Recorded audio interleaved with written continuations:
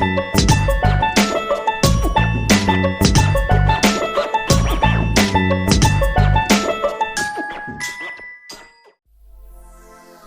halo teman-teman, jumpa lagi dengan saya di channel Aris Sandos Niko. Nah, pada kesempatan kali ini saya ingin membahas beberapa pertanyaan ya yang sering diajukan ya. Jadi selama ini kan saya sudah vakum agak lama ya, jarang buat video, yaitu banyak sih dari subscriber yang masih baru-baru ya, yang masih pemula-pemula seperti itu.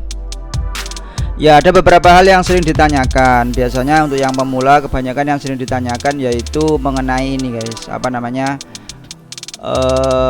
mengenai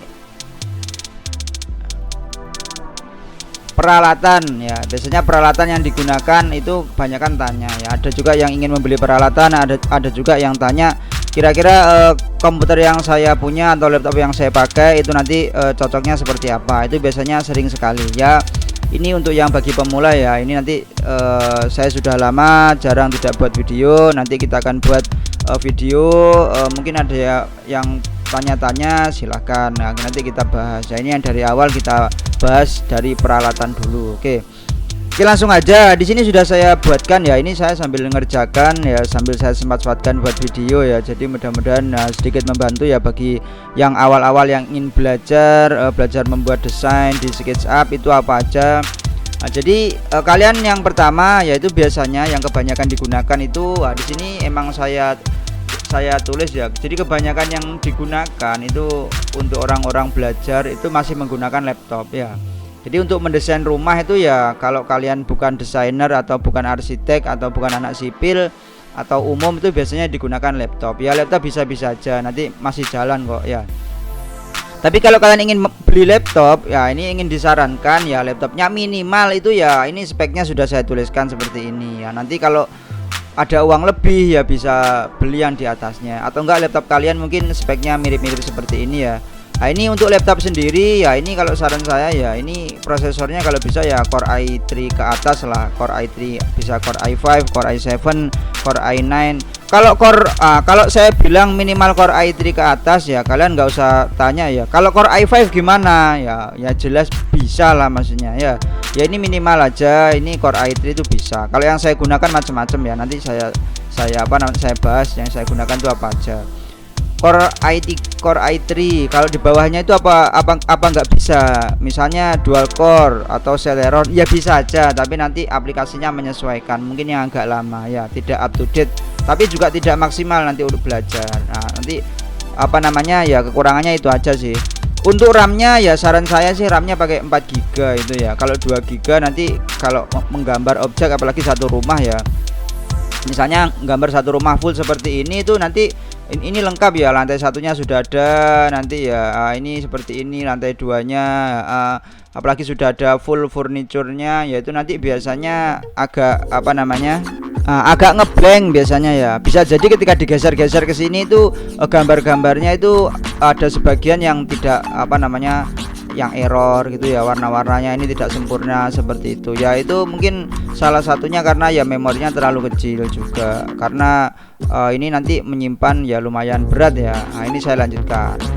Kemudian yang selanjutnya untuk HDD sama HDD itu pakai hard disk atau SSD itu nggak masalah ya. Nanti masalah kecepatan ini aja sih, ngelut gambar atau kalau ketika render itu ngelut renderannya. Tapi kalau pakai HDD masih bisa, nggak masalah. Kemudian ini supaya lebih ringan, saya sarankan kalau kalian beli laptop atau beli PC itu yang ada VGA. Kalau beli laptop lah paling tidak minimal ada VGA card-nya ya. Kalau VGA card itu kalau laptop itu biasanya yang bagus ya pakai punyanya Nvidia, itu biasanya lebih bagus. Kalau Radeon itu jarang sih, tapi kebanyakan yang Nvidia ya. Biasanya kalau Nvidia itu ya paling tidak 2 GB lah. Kalau yang lama-lama gimana ya masih bisa digunakan. Tapi nanti untuk render ya kalian mungkin bisa menggunakan aplikasi render yang sesuai ya. Nanti saya jelaskan di belakang ya.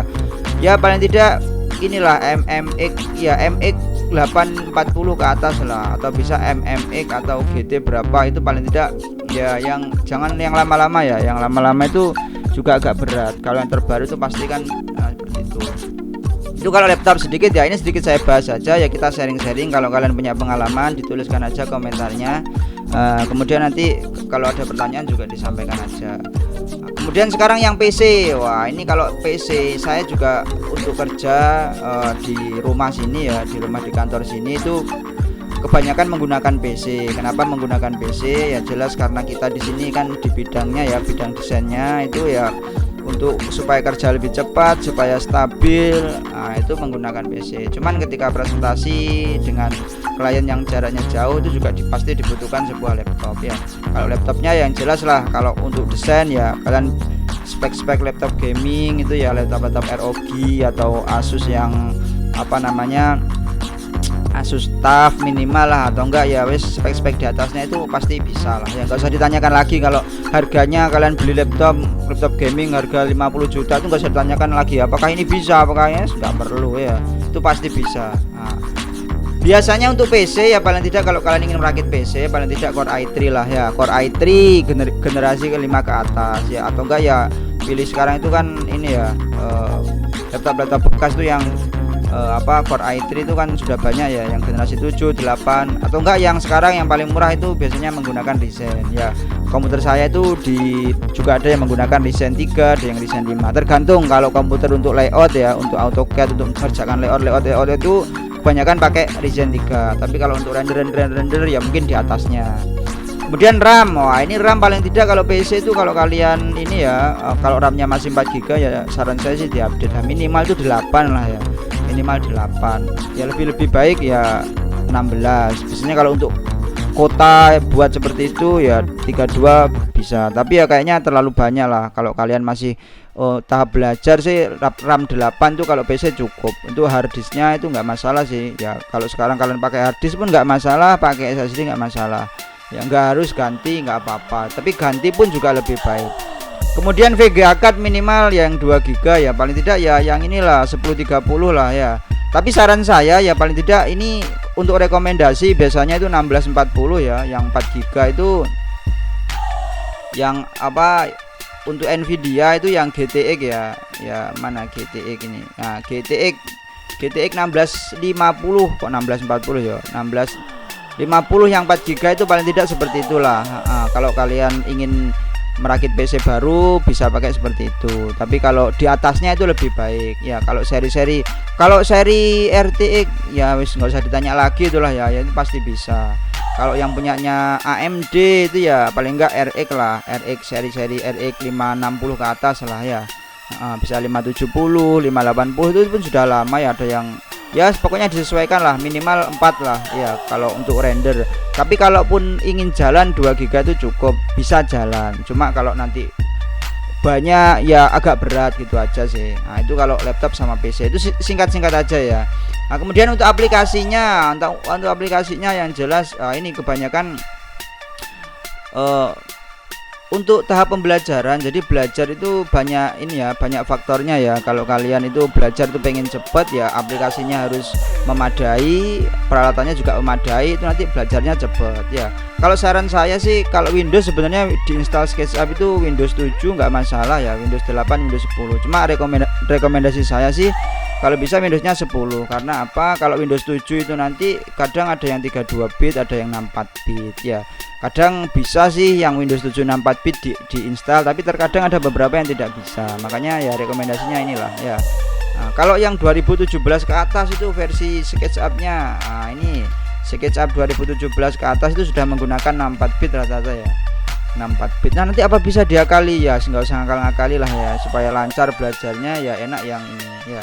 Kemudian SketchUp-nya pakai yang tahun berapa, nah, ini harus disesuaikan dengan komputer yang ada di yang digunakan. Kalau kalian masih komputernya Celeron, masih pakai Windows 7 32 bit ya, jangan pakai yang 2017 ke atas, pakai yang 2016 ke bawah.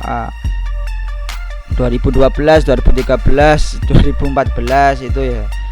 Apa yang masih bisa? Bisa. Cuma nanti untuk kedepannya supaya kalian itu lebih berkembangnya itu lebih cepat ya, saran saya sih pakai yang 2017 ke atas. Kalau saya pribadi menggunakan 2020 ke atas. Sekarang sih kebanyakan menggunakan 2020. Untuk yang 2019 itu kebanyakan ya untuk aplikasi layoutnya itu dianggap virus biasanya ya. Jadi ya yang stabil ya. Jadi apa ya, mungkin aplikasinya itu kan update tiap tahun tuh mengeluarkan versi. Jadi kalau versi lama itu mungkin dibuat ada beberapa file yang mungkin agak cacat seperti itu, jadi agak bermasalah. Nah, itu ya pengalaman dari saya sih ya, tapi ya masih bisa-bisa aja. Nah, cuma yang agak error itu biasanya layout, kadang sering-sering close sendiri ya, force close kadang dan lain sebagainya. Kadang komputernya nggak masalah sebenarnya, tapi ya itulah. Tapi kalau kalian pakai yang 2020 ke atas itu ya bisa lancar-lancar aja seperti itu ya. Itu untuk aplikasi SketchUp. Nah, biasanya setelah di SketchUp itu kebanyakan kalau kalian sering nonton di YouTube atau mungkin biar bagus biar ini ya, biasanya ada yang namanya aplikasi render ya, rendering. Nah, kalau rendering sih saran saya kalau kalian masih belajar, tahap belajar itu coba kalian belajar tentang V-Ray dulu ya. Aplikasi V-Ray ya, ada di YouTube saya itu banyak ya, tinggal ngikuti aja. Atau yang paling mudah pakai ini rendering, ini apa namanya, real time rendering ya, pakai Enscape. Bisa pakai Enscape, Lumion atau Twinmotion ya, terserah nanti pakai yang mana aja. Pokoknya kalau aplikasinya komputernya itu ada VGA cardnya ya, minimal 4 GB itu bisa lah untuk aplikasi rendering. Tapi kalaupun tidak ada, kalau misalnya kalian tidak ada, saya ini ya Core i3 biasa, nggak ada VGA cardnya. Kira-kira renderingnya pakai apa ya? Ya kalian rendering ini aja, rendering gambar pakai V-Ray. Wah lama ya ini biasanya. Ya biasanya kalau V-Ray itu agak lama sih emang seperti itu. Tapi ya nggak masalah.